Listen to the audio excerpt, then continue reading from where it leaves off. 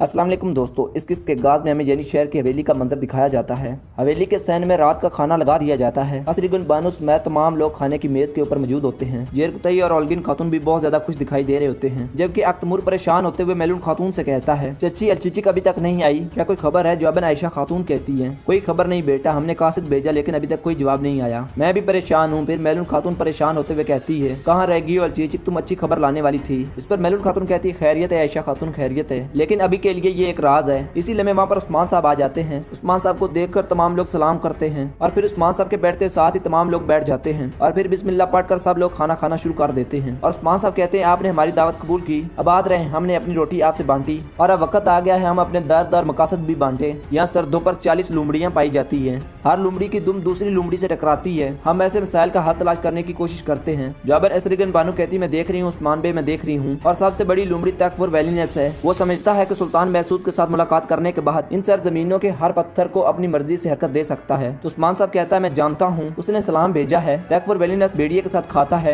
और चरवाहे के साथ रोता है। यही उसकी फितरत है, वो हमेशा किसी के पीछे होता है। इसलिए उसके साथ बहुत सारे लोग हैं और उसके बहुत सारे तहद्दी हैं, हत्ता के बहुत सारे लोग उसके पीछे जान देने के लिए तैयार हैं। नुमान और गवर्नर के मिलने के बाद उन दोनों को शिकस्त देना मुश्किल है। इस पर असरीगन बानो कहती है, तकफुर जहाँ भी खड़ा हो मैं उस नुमान के दिल के टुकड़े टुकड़े कर दूंगी। ये सुनकर उस्मान साहब कहता है, हम तकफुर वैलीनेस से वो पहाड़ियाँ छीन लेंगे जो उसके लिए मददगार साबित होती हैं। जब उसकी ताकत टूटेगी तो नुमान हमारे हाथों में आ गिरेगा। इस पर असरीगन बानो पूछती है, उस्मान साहब आपके ज़हन में क्या है? इस पर उस्मान साहब कहता है, सबके साथ आपको भी मालूम हो जाएगा असरीगन बानो। उस्मान के इस जवाब पर असरीगन बानो अपने खास आदमी से कहती है, हमने उस्मान साहब को बचाया लेकिन वो हम पर भरोसा नहीं करता। उनकी बात सुनकर उरहान कहता है, असरीगन इसे जाती मसला मत बनाए, ये सरदार का एक राज है। ये सुनकर असरीगन बानो कहती है, ए वल्लाह उरहान बे, उस्मान साहब आपका शुक्रिया। वाज़ेह है कि आपने इस्लाम के लिए अपने बेटों की अच्छी परवरिश की है उस्मान बे। जो शख्स हमारी ज़बान जानता है उस शख्स की हमारे दिलों के अंदर खास जगह है। नाज़रीन, यहाँ पर हम आपको बताते चले कि असरीगन बानो ने ये इसलिए कहा क्योंकि उसने अपने खास आदमी से अपनी खास ज़बान में बात की थी, मगर उरहान उनकी बात समझ गया था और इसलिए उरहान ने जवाब दिया था। फिर उस्मान साहब कहता है, आलम इस्लाम पर कभी आंधी और तूफान खत्म नहीं होते, लेकिन दुश्मन समझता है कि वो तूफान हमें तबाह कर देंगे, बल्कि ये तूफान हमें मजबूत बनाते हैं। एक बीज जो इन सरजमीनों पर उगेगा, ये तूफान उसे पूरे जहान पर ले जाएंगे और यही हमें मुत्तहिद करेंगे। मुत्तहिद होने के लिए हमें एक दूसरे को अच्छी तरह से जानने की जरूरत है। फिर उस्मान साहब अपने बेटों की जानिब देखते हुए कहते हैं,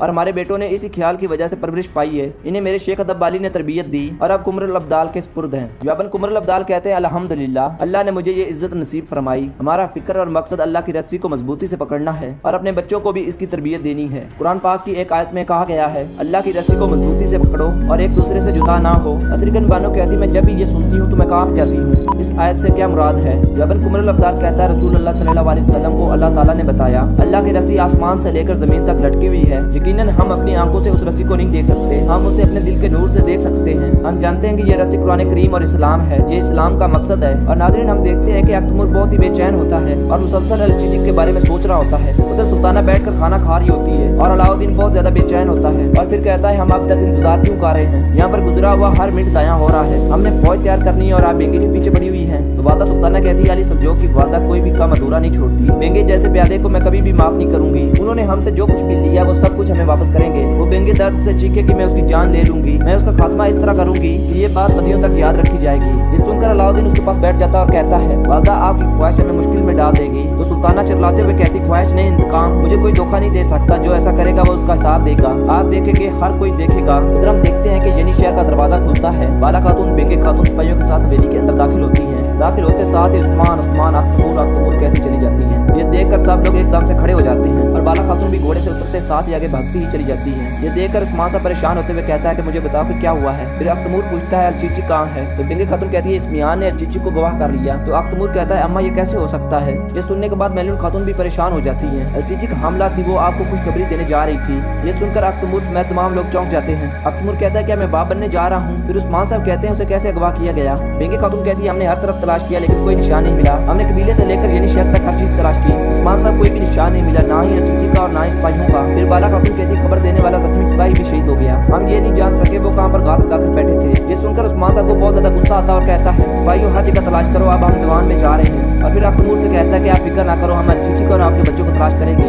इसके साथ ही सब लोग दीवान की तरफ चले जाते हैं। उधर अलचीची एक जगह पर टेक लगाकर बैठी होती है और खून बहने की वजह से उसकी हालत बिगड़ती ही चली जाती है। अलचीची रोते हुए कहती है, अम्मा आप कहाँ हैं? अम्मा आप कहाँ हैं? अल्लाह मेरी मदद फरमा, अल्लाह मेरी मदद फरमा। उधर यानी शहर में आई बर्स बेंगे खातून के साथ